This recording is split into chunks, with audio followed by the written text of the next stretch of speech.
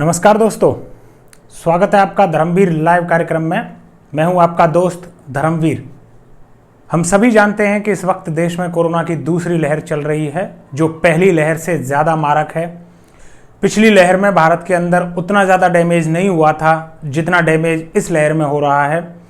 अगर हम जल्द से जल्द कोरोना से मुक्ति पाना चाहते हैं तो हमारे पास एक ही सल्यूशन है, वो है वैक्सीन। देश में 3 वैक्सीन उपलब्ध हैं। पहली है कोविशील्ड, दूसरी है कोवैक्सीन और तीसरी है स्पुतनिक 5।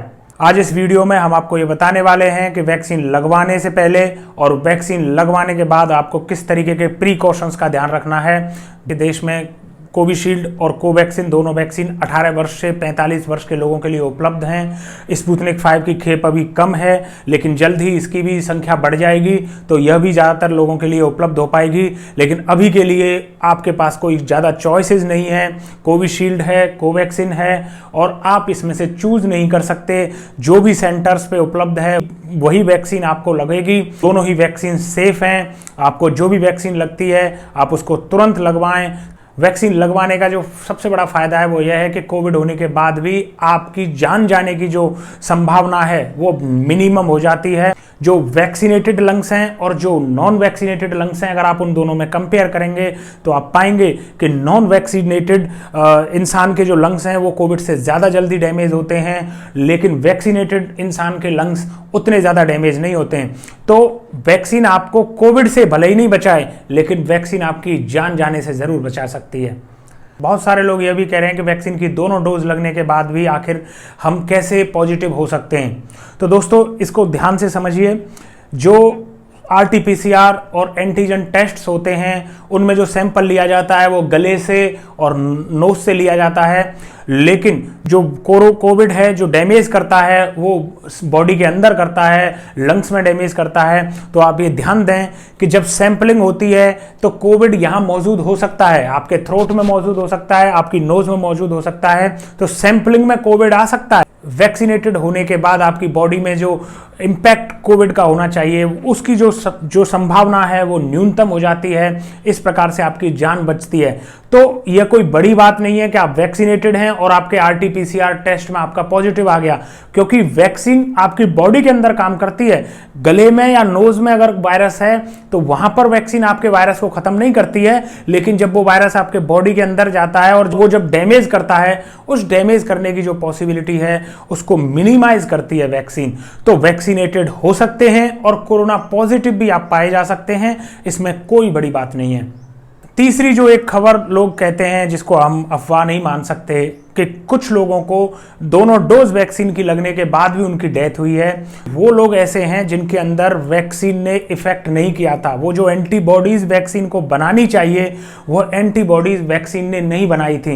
यही कारण है, अगर आप ध्यान से स्टडी करें तो कोविशील्ड की जो एफिकेसी है वो 70% बता रहे हैं, कोवैक्सीन की एफिकेसी 8% बता रहे हैं और जो स्पुतनिक 5 भारत में आ रही है उसकी एफिकेसी 91% बता रहे हैं। तो ये जो 85%, 91% ये जो एफिकेसी है, यह एफिकेसी यही है कि आपके अंदर कितनी ज्यादा एंटीबॉडीज बनती हैं। अगर 85% एफिकेसी है तो पॉसिबिलिटी है कि हर 100 लोगों में से 15 लोगों को कोविड हो जाए और उनमें से भी कुछ लोगों को, चूंकि उतनी ज्यादा एंटीबॉडीज उनके अंदर नहीं बने, तो संभावना है कि वो उनकी डेथ भी हो जाए।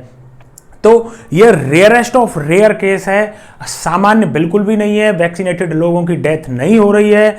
ऐसी बहुत रेयर खबरें हैं जहां पर दोनों डोज वैक्सीन की ले चुके हैं लोग और उसके बाद भी उनकी कोरोना से डेथ हो जाए। इस तरीके की खबरें बहुत रेयर हैं, इसलिए इन पर भरोसा करते हुए आप ये डिसीजन बिल्कुल न लें कि आपको वैक्सीन नहीं लगवानी है। बहुत सारे लोग जो मुद्दा उठा रहे हैं वो ये है कि वैक्सीन लगने के बाद भी मास्क क्यों लगाएं। इससे पहले कि मास्क वाला टॉपिक डिस्कस करें, उससे पहले हम आपको यह बताना चाहते हैं कि वैक्सीन लगवाने से पहले आपको किस तरीके के प्रीकॉशंस की जरूरत है। भारत सरकार आधिकारिक तौर पर यह मानती है कि 180 लोगों की डेथ हुई है 31 मार्च 2021 तक, जिन्होंने वैक्सीनेशन करवाया था, और उनमें से भी 75% लोगों की डेथ वैक्सीनेशन के 3 दिन के अंदर अंदर हुई है। अगर आप वैक्सीन लगवाने जाएं तो ध्यान रखें कि आपको कोविड नहीं होना चाहिए। अगर आप ऑलरेडी कोविड से इन्फेक्टेड हैं लेकिन आप असिम्प्टोमेटिक हैं, आपको सिम्टम्स नहीं हैं, आपको फीवर, खांसी, जुकाम कुछ भी नहीं है, तो आपको अंदाजा नहीं हो सकता है कि आप कोविड पॉजिटिव हैं। लेकिन इस कंडीशन में अगर आप वैक्सीन लगवाने जाते हैं तो वो डेंजरस हो सकता है। तो सबसे पहले ज़रूरी है कि आप अगर वैक्सीन लगवाने जाते हैं तो वैक्सीन लगवाने से पहले आप अपना एक टेस्ट करा लें, जो एंटीजन टेस्ट हो सकता है, कहीं आप कोविड पॉजिटिव तो नहीं है। और अगर आप कोविड पॉजिटिव हैं तो वैक्सीनेशन के लिए नहीं जाएं, पहले कोविड को ट्रीट करें और उसके बाद जब आप नेगेटिव हो जाएं तो उसके 8 हफ्ते के बाद कम से कम आप तब वैक्सीनेशन के लिए जा सकते हैं। दूसरी बात, बहुत सारे लोगों को हमने देखा है कि वैक्सीन लगने के जो पहले 3 दिन होते हैं उनमें बिल्कुल लापरवाह हो जाते हैं, कहीं भी घूम रहे हैं, कहीं भी जा रहे हैं। वैक्सीन लगने के पहले 3 दिन तक आपको विशेष सावधानी की ज़रूरत है, घर में रहें। यह वो पीरियड होता है जब आपकी इम्यूनिटी बहुत कमज़ोर होती है, ऐसे में आपके संक्रमित होने के चांसेस बहुत ज़्यादा होते हैं। तो वैक्सीनेशन करवाने के 3 दिन के अंदर आप लोगों की भीड़ भाड़, समारोह, लोगों से मिलना जुलना, इनके पास ना जाएं, क्योंकि आप तो बेफिक्र हो जाते हैं। आपको लगता है कि आपको तो वैक्सीन लग चुकी है, अब आपको कुछ नहीं होगा। लेकिन पहले 3 दिन कम से कम ध्यान रखें कि आपकी इम्यूनिटी बेहद कमज़ोर है। तो घर में रहें और अपने स्वास्थ्य का ख्याल रखें। अगर आपको माइल्ड साइड इफ़ेक्ट्स होते हैं, आपको फीवर होता है, आप जहाँ वैक्सीन लगती है वहाँ पर आपको सूजन होती है, या फिर इसके अलावा आपको हेडेक होता है, या फिर आपकी बॉडी में जो थकावट आप महसूस करते हैं, इस घबराएं नहीं।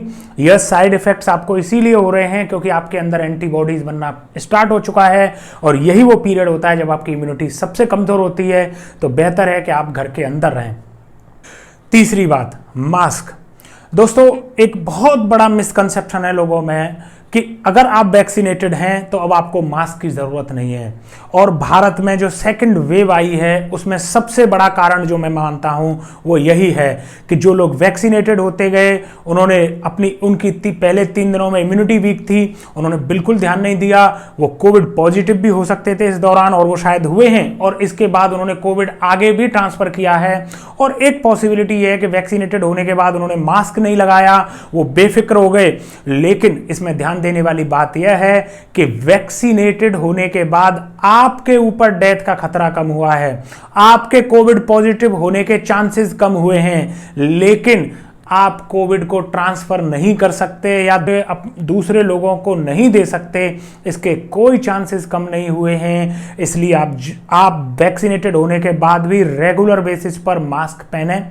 आपको पहली डोज लगी हो, दूसरी डोज लगी हो, दोनों डोज लगने के बाद भी आपको मास्क पहनने की ज़रूरत है।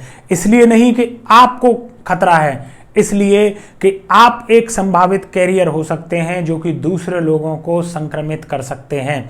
तो आप अपने परिवारीजन, अपने दोस्त, आपके रिलेटिव्स, उनकी सेहत का ख्याल रखते हुए आपके लिए ज़रूरी है कि वैक्सीनेटेड होने की स्थिति में भी आप मास्क ज़रूर पहनें। अब आपके दिमाग में तुरंत क्वेश्चन आया होगा कि अगर वैक्सीनेटेड होने के बाद भी हमें मास्क लगाना है तो फिर इसका अंत कहाँ है, कब तक हमें मास्क लगाना है? इसका एक ही आंसर है, जब तक हमारी सोसाइटी में हर्ड इम्यूनिटी नहीं बन जाती। हर्ड इम्यूनिटी, वैज्ञानिक यह मानते हैं कि हर्ड इम्यूनिटी 70 से लेके 80% जब लोगों में एंटीबॉडीज बन जाती हैं तो लोगों में हर्ड इम्यूनिटी बन जाती है, और इसके बाद आप चाहें तो अपना मास्क उतार सकते हैं। यूएस से ऐसी खबरें हैं कि चूंकि वहाँ पर बहुत बड़े लेवल पे वैक्सीनेशन का प्रोग्राम हो चुका है, बहुत सारे लोग वैक्सीनेटेड हैं, तो जो लोग फुली वैक्सीनेटेड हैं उनको मास्क उतारने की परमिशन वहाँ मिल गई है। यही बात हम आपसे कह रहे हैं कि भारत में जब तक 70-80% पॉपुलेशन वैक्सीनेटेड नहीं हो जाती है तब तक आप मास्क को ना उतारें। जिन लोगों को पहले से कोविड हो चुका है वो ध्यान दें, आपको 8 हफ्ते तक वैक्सीन नहीं लगवानी है, तो बाकी के जो लोग हैं उनको वैक्सीन का नंबर आने दें, उनको लगने दें, और आप 8 हफ्ते के बाद वैक्सीन के लिए अप्लाई कर सकते हैं। और जहाँ तक है संभावना है, ये कोई फाइनल निष्कर्ष नहीं है, संभव ये भी है कि आपको केवल 1 डोज की ज़रूरत पड़ेगी और आपकी 100% इम्यूनिटी स्ट्रांग हो जाएगी कोविड के खिलाफ, क्योंकि आप पहले से ही आपके अंदर इम्यूनिटी है, और 1 डोज अगर आपको मिल जाती है तो शायद आपको दूसरी डोज की जरूरत नहीं पड़ेगी। अब में से हमारे बहुत सारे दर्शकों का प्रश्न ये भी रहता है कि 1 डोज से क्या लाभ है और दूसरी डोज लगवाना जरूरी है क्या? ये जो पहली डोज है ये 70 से लेके 80% तक आपको प्रोटेक्शन देती है, और जो दूसरी डोज जब आप ले लेते हैं तो उसके बाद आपको 90 से लेके 100% तक का प्रोटेक्शन आपको मिलता है। तो आपको ध्यान देने की ज़रूरत है कि पहली डोज लगने के बाद भी आप सेफ हैं, ऐसा नहीं है कि आप बहुत ज़्यादा खतरे में हैं। तो आप तसल्ली से दूसरी वाली डोज का वेट कर सकते हैं, जल्दबाजी में दूसरी डोज नहीं लगवाएं। 8 हफ्ते तक, 6 से लेके 8 हफ्ते तक आप दूसरी डोज लेने से पहले वेट करें। ये बिल्कुल वही वाली बात है जो मैंने आपको कोरोना में कहा था। अगर आप कोविड पॉजिटिव होकर अभी रिकवर हुए हैं तो आपको 8 हफ्ते वेट करना है दूसरी डोज के लिए। ऐसी बात आप यहाँ समझ लीजिए कि आपको पहली डोज लगी है, उसके बाद आपके अंदर एंटीबॉडीज बनी है, तो बेहतर है कि आप दूसरी डोज 8 हफ्ते के बाद लें। जब भी आप वैक्सीनेशन के लिए जाएं तो ध्यान रखें कि आपको वो सर्टिफिकेट लेके आना है जिसके ऊपर ये लिखा जाता है कि आपको पहले कौन सी वैक्सीन लगी है। अगर आपने पहली डोज कोविशील्ड ली है तो दूसरी डोज भी आपको कोविशील्ड ही लेनी है, और पहली डोज अगर आपकी कोवैक्सीन है तो आपको दूसरी डोज भी कोवैक्सीन लेनी है। दोस्तों, उम्मीद है आज के वीडियो से आपके कई डाउट क्लियर हुए होंगे।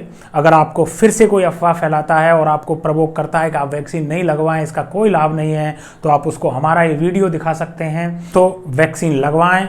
वैक्सीन लगने के बाद ही भारत को ये कोविड की जो दूसरी लहर चल रही है, और इसके बाद चूंकि जो कि आशंका है कि तीसरी लहर भी आ सकती है, इस सारी लहरों से भारत को मुक्ति केवल वैक्सीनेशन के साथ ही मिल सकती है। तो वैक्सीनेशन के खिलाफ अफवाह ना फैलाएं। जैसे भी वैक्सीन लगवा सकते हैं आप वैक्सीन लगवाएं, जो भी मिले, जब भी मिले, जैसे भी मिले आप वैक्सीनेशन कराएं। दोस्तों, आज का वीडियो कैसा लगा आप हमें कमेंट बॉक्स में लिखकर बता सकते हैं। अगर अभी तक आपने हमारा चैनल सब्सक्राइब नहीं किया है तो हमारे चैनल को सब्सक्राइब करें, लाइक बटन प्रेस करें ताकि हमारे वीडियोज आपको सबसे पहले मिल सकें। आप हमें ट्विटर, इंस्टाग्राम, फेसबुक पर धर्मवीर लाइव आईडी के साथ फॉलो कर सकते हैं। मिलते हैं अगले वीडियो में, तब तक के लिए नमस्ते।